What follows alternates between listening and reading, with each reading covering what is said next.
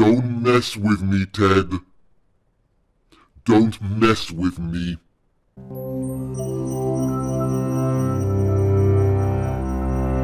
The first thing to understand about the Middle Ages is that they do not actually exist. That's a strong beginning. I want to see where he goes with that. But yeah, I will be interrupting relatively often. So sorry if that's annoying. It is what it is. Medieval Europe, where unbathed, sword-wielding knights ate rotten meat, thought the earth was flat, defended chastity-belt wearing maidens, and tortured their foes with grisly gadgets. Except, this is more fiction than fact. So where do all the myths about the Middle Ages come from? And yeah, so she's right. Everything she said now, it's all nonsense. I can go deeply into the flat earth idea, like the idea that medieval people... Oh, that was loud. Sorry, I'll reduce it a little bit. But yeah, this idea that medieval people believed in flat earth, nonsense. Absolutely nonsense. I'll see how they justify it, but there is plenty. Like actual works, books, statuary where the kings and the bishops are holding the globe, literally a sphere to represent the earth. And besides, they could read the classics. They could read the Greeks, and the Greeks had already spoken about the earth being round and a sphere. So yeah, that's nonsense. But anyways, I reduced the volume a little bit. And what were they actually like? The Middle Ages refers to a 1,000-year time span, stretching from the fall of Rome in the 5th century to the Italian Renaissance in the 15th. Yeah. Though it's been applied to other parts of the world, the term traditionally refers specifically to Europe. By the way, the idea of applying medieval to feudal Japan, ooh, if you want to see academics fight... Man, I've read some when I was doing my research for the typical staple food in feudal Japan, and I was reading papers about it. Yeah, generally speaking, you don't really use medieval when talking about feudal Japan, but some people do. I tend not to do it, but I don't think it's a big deal, but some people really hate it when you do that. One misconception is that medieval people were all ignorant and uneducated. For example, a 19th century biography of Christopher Columbus incorrectly purported that medieval Europeans thought the earth was flat. Yeah. Sure, many medieval scholars described the earth as the center of the universe, but there wasn't much debate as to its shape. A popular 13th century text was literally called On the Sphere of the World, and literacy rates gradually increased during the Middle Ages alongside the establishment of monasteries, convents, and universities. Yeah, so one thing I want to say about that is that it's absolutely true. Also, I think that the only people that really discussed this idea of what's the shape of the earth would have been aristocrats, philosophers, nobles, and royalty. I don't think that the average farmer that just has to deal with planting wheat and working, his back is hurting and that kind of stuff. I don't think they really cared that much about what is this size of the sphere or whether it's flat. Or I don't really think it would have been the typical item of conversation of medieval people, even knights. Maybe in the clergy I can see it, because then again the clergy is learned just like the nobles are learned. So that's the characteristic that really unites those two, because as you know, the Middle Ages, usually the population is divided in three. You've got the clergy, you've got the warriors, and you've got the farmers. This is usually the three components of the medieval strata of society in general. And the ones that can read and write are the ones that can, usually some of them, the most learned, had access to Greek. They could read it, they could read Latin, and so they would be the ones that really speculate about these deep topics of the sphere of the earth and the calculations of the ancients. And as I say, representation in art does point to the earth being a sphere. But of course there was a high degree of a lot of people couldn't read anyways, so it kind of depends on the percentages, vary from place to place, but sure. Ancient knowledge was also not lost. Greek and Roman texts continued to be studied. The idea that medieval people ate rotten meat and used spices to cover the taste was popularized in the 1930s by a British book. Nonsense! It misinterpreted one medieval recipe and used the existence of laws barring the sale of putrid meat as evidence it was regularly consumed. In fact, medieval Europeans avoided rancid foods and had methods for safely preserving meats, like curing them with salt.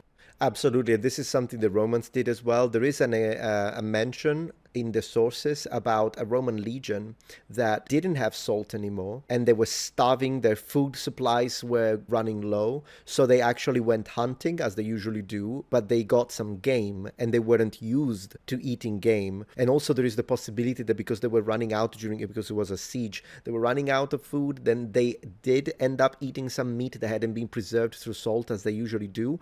And so quite a few legionaries actually had a lot of stomach problems. Some died because of it. So yeah, no, food poisoning, it's not like medieval people are idiots. Of course they know that if you eat something rotten, I mean, anyone knows that. You don't need to be a biologist when you look at a piece of rotten meat and think that's disgusting. Literally, I think people in the Stone Age could figure that one out. So it's ridiculous that we have these myths. So far, I love the animations, by the way. Kind of reminds me old school comics in the 80s.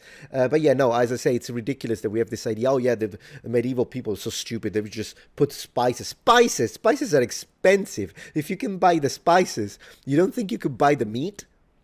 It's ridiculous. Yeah, it's funny. Spices were popular, but they were oftentimes pricier than meat itself. Man, yeah. So if someone could afford them, they could also buy unspoiled food. Cool.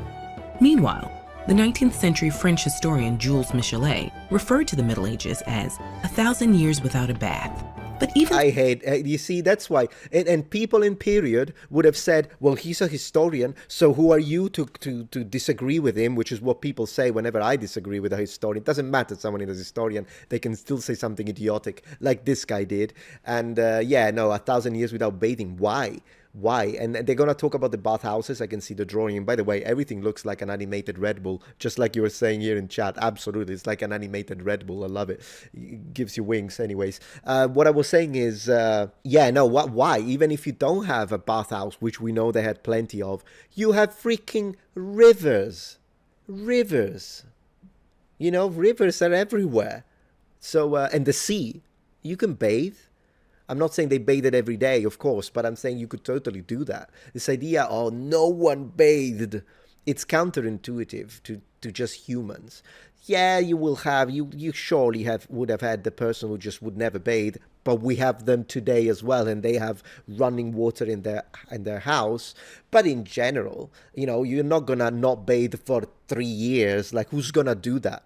Who the heck is gonna do that? Unless you're someone who maybe has got some social issues, or you're so lazy, maybe you're depressed. I can see a situation like that. But the idea that all medieval people looked disgustingly dirty is ridiculous. Not to mention, European includes the Nordics, Nordic people, and Nordic people bathed like maniacs. So there is that. Yeah, maybe Reddit mods, the medieval equivalent of a Reddit mod, sure. Small towns boasted well-used public bathhouses. People lathered up with soaps made of things like animal fat, ash, and scented herbs. Yeah. And they used mouthwash, teeth scrubbing cloths with pastes and powders, and spices and herbs for fresh-smelling breath. So how about medieval torture devices? Ooh, this is gonna get me demonetized right off the bat. Here it is. I'll have to cut things up. They did use, unfortunately, these devices for this bad thing that I can't say. With that being said, it's definitely exaggerated, and some of the stuff may have even been post-medieval. So there is that. But they still did do it, though. In the 1890s, a collection of allegedly terrible relics of a semi-barbarous age went on tour. Yeah. Among them, the Iron Maiden, which fascinated viewers with its spiked doors. But it was fabricated, fake, yeah. Possibly just decades before. And there's no indication Iron Maidens actually existed in the Middle Ages. You know what existed? The Iron Maiden that make those amazing songs, and I've got a t-shirt for it. That one is real. The Pair of Anguish, meanwhile, did exist, but probably later on. And it couldn't have been used for torture. It may have just been a shoe stretcher. Oh. Indeed, many ostensibly medieval torture devices are far... Well, this is not medieval, but yeah, this is the Golden Bull. It's just a story where you put someone in here and their screams, you can hear the screams distorted through the trumpet, but we don't know if this was more of a story and it's from the classical period. I'm not saying she's saying that. She's probably... Let's see what she's saying. Stretcher. Indeed, many ostensibly medieval torture devices are far more recent inventions. Medieval legal proceedings were overall less gruesome than these gadgets suggest. They included fines, imprisonment, public humiliation, and certain forms of corporal punishment. I love the nose. I don't know why it reminds me of lemmings a little bit, doesn't it? Yeah, copper alloy bull. You're absolutely right. Yeah, the brazen bull, or as Somber says, the copper alloy bull. Ooh, that's funny. This is the worst torture, guys. This is the worst one. Torture and executions did happen, but especially Yeah. violent punishments, like drawing and quartering, were generally reserved for crimes like high treason. Yeah. Surely chastity belts were real, though, right? Probably not. They were first mentioned by a 15th century German engineer, likely in jest, alongside fart jokes and a device for Seriously? invisibility. Oh no. From there, they became popular subjects of satire that Well, were yeah. later mistaken for medieval reality. It is funny though. I'll give him that. It is funny. Ideas about the Middle Ages have varied depending on the interests of those in later times. The term, along Yeah. with the pejorative Dark Ages, was popularized during the 15th and 16th centuries by scholars biased toward the classical and modern periods that came before and after. You know, I'll have to give it to them though. Even though we try not to use the Dark Ages anymore, because again, they weren't dark in any sense of the way by comparison. It's in fact, there is a lot of progress, there is a lot of innovation. Yeah, but I have to say the Dark Ages sounds awesome. Like when it comes to PR, the Dark Ages. I gotta do it. Welcome to the Dark Ages.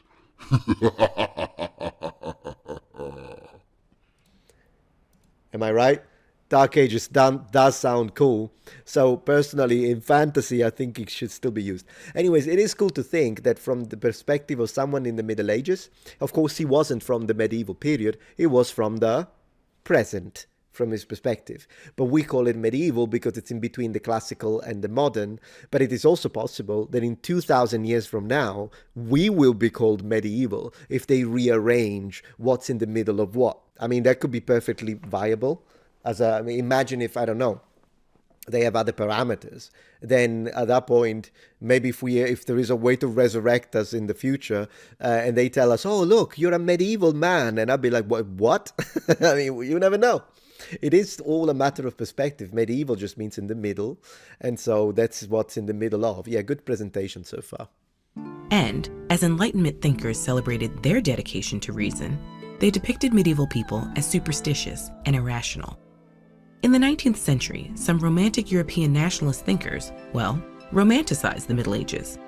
They described isolated white Christian societies, emphasizing narratives of chivalry and wonder. But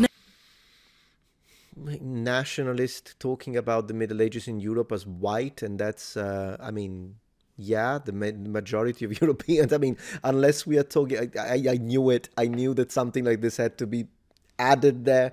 I'd like to say it's not like it's wrong. Of course there would be some level. If you look at like port cities, like Alexandria, maybe even Genoa, up to a certain extent, port cities can have a higher percentage of. They will still be majority European, but there could be a higher percentage of people from other ethnic groups with different phenotypic traits, because you have trading. But if you go into the interland of the majority of the Middle Ages, medieval places, whether it be in France or even in England, or you go in Italy, Germany, Czech Republic, most would have been white. So I don't know why they have to now say, oh, the ethno-nationalists described it as white, but they were. It's Europe. I mean, does it make you ethno-nationalist to describe Japan as Asian? What am I going to say? No, it's not Asian. That's wrong, because Europeans, actually, the Portuguese and the Dutch went in there, and you had European monks. It's still Asian. So likewise, is it an African ethno-nationalist, someone who says that the majority of African countries in the Middle Ages were Africa, were black? I mean, no, it's not. Of course, the North, it's a bit different, but still majority-wise, if you look at the continents, I don't know why they have to go in there and go, you're using the word white. Yes, and it's fine. We're talking about Europe, for crying out loud. I'm sorry, I didn't know that I wasn't showing. Apologies for that. I'll correct it. But yeah, that was a little bit of a strange thing to say. Thank you, Jasper Owens, for the Metatron membership. Very much appreciated. Dark Souls, get good. Oh, yeah. I hope I can get good. Yeah. So it's just one of those chivalry is white, I guess. I don't know about shall, but it's white is not a bad word. Can we underline that white is not a bad word? Yeah, some people use Caucasians, but it's actually apparently it's not even appropriate. It's not necessarily correct. I don't think there is anything wrong with saying white. White, because if there is something wrong with saying white, then there is something wrong with saying black. But I don't think there is anything wrong with saying black. And likewise, I don't think there is anything wrong with saying white. And sometimes people say, well, yeah, but then again, a French, an English, a German, an Italian, a Nordic, they are all different. So if you call them all white and yet they look different, wouldn't that be inappropriate? And so we should get rid of the word white. Fine, but if you want to apply that logic, then it makes even less sense to call everyone in Africa black, because differently from what people usually believe, there is more phenotypic variance in Africa than there is in Europe. And I know that this may seem strange, because you think, well, yeah, but a guy with blue eyes and a guy with black eyes in Europe and someone with red hair, you don't usually have that. But you do. And the reality is, when you look at the entire spectrum of phenotypic traits that have to do with the way someone looks, Africa is the one continent with the highest diversity. Therefore, you still call all of them black, you cannot complain about white and the diverse looks of the different Europeans in Europe. It's just a matter of logics. Just a matter of logics. Yeah. It's I think they're both fine. Black, white, great. Who cares? Yeah. Knights played minimal roles in medieval warfare, and the Middle Ages saw large-scale interactions. Yeah. Ideas flowed into Europe along Byzantine, Muslim, and Mongol trade routes, and merchants, intellectuals, and diplomats of diverse origins visited medieval European cities. Great. The biggest myth may be that the millennium of the Middle Ages amounts to one distinct, cohesive period of European history at all. Oh gosh, so the end is the political message. So what she said is true. Yeah, people visited from the Muslim world. That's when they weren't fighting against the European, because I mean the Crusades and whatnot. But it wasn't always like that. Great, yeah. So yeah, people from the Islamic world visited, and people from other areas like Africa visited. Still European. So when if I visit tomorrow, if I visit Congo, is it any less African because I visited it? It's ridiculous. I cannot stand this kind of mental gymnastics that they have to go through just to say Europe is not European. It's not just European. You can't claim it. Not Europe. I'm so tired of this, guys. I am so tired of this. Like, it's exactly, Titan bro, exactly. You would get pushback. Exactly. If you said that Japan was an Asian just because the Portuguese went there, exactly.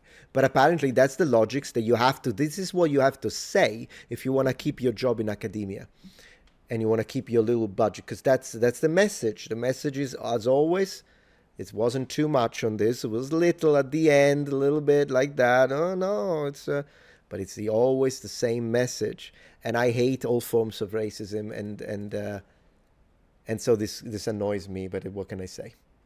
Yeah. Originally defined less by what they were than what they weren't, the Middle Ages became a ground for dueling ideas, fueling more fantasy than fact. And that's true at the end, yeah. So yeah, if you hadn't hidden your propaganda nonsense and your anti-white and anti-European sentiment at the end, Professor, if you hadn't snuggled that one in, I would have said nice video. And I do want to appreciate, though, the editors, because they did a very nice job. It's just the guys, when I see, just like when I see actual racism, like, and I say actual meaning towards anyone. So if I see people starting, like maybe we are reviewing like a makeup video on Africa, as I have done many times, and then you have to have people telling me they only had mud huts, and I'm like, that's objectively false.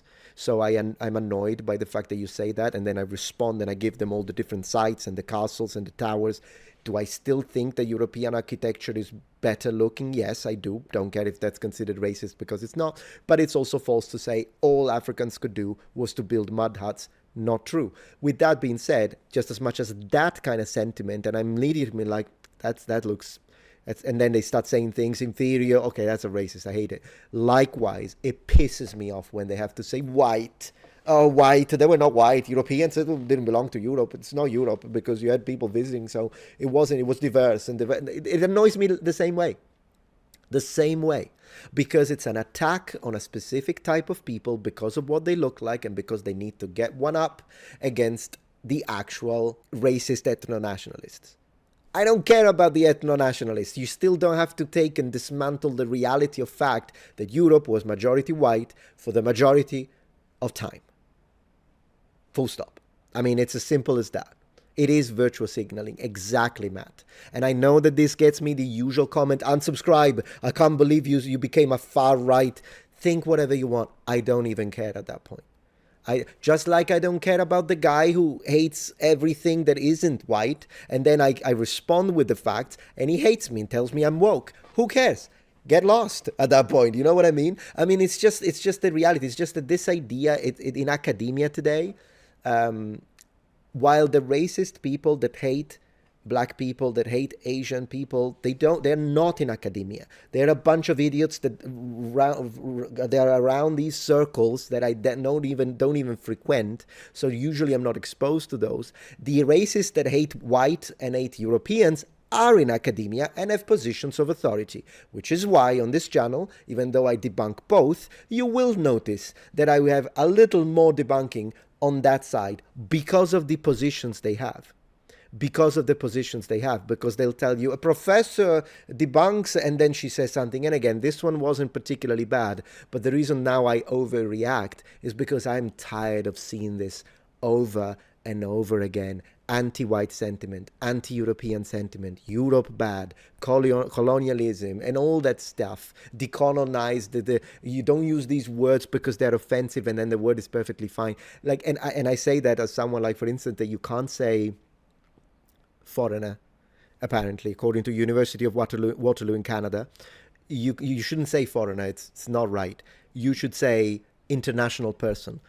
Well, as a foreigner and legal immigrant to the United States of America, I object. If someone calls me an international person, I'll tell them, no thanks, I'm a foreigner. Thank you very much.